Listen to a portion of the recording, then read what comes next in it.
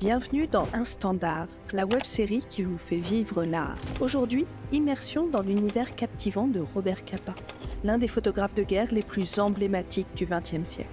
Au Franciscaine, une nouvelle exposition retrace la carrière exceptionnelle de Capa. De la guerre civile espagnole aux plages du débarquement de Normandie, Capa nous transporte au cœur de l'histoire, avec une intensité et une humanité incomparables. Mais alors, peut-on considérer Robert Capa comme le plus grand photographe au monde? Ce qui est sûr, c'est qu'il a fait les plus grandes photos de guerre du XXe siècle. Il a l'intelligence du sujet et de la photographie qu'il va en tirer.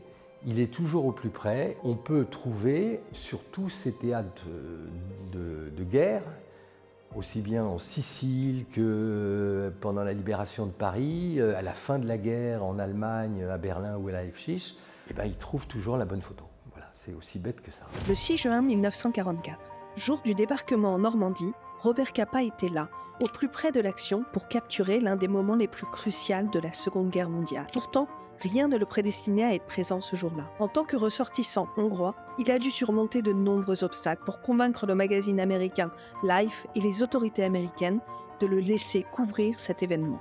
Mais alors, comment Robert Capa a-t-il réussi à être présent lors de cet événement historique majeur? Il n'a qu'une envie, c'est de retourner couvrir la Seconde Guerre mondiale. Mais pour ça, il faut être accrédité par l'armée américaine et embauché par Life. Et ni l'un ni l'autre ne vont l'accréditer ni l'embaucher. Donc il part quand même, il travaille pour d'autres journaux, un journal qui s'appelle Collier's.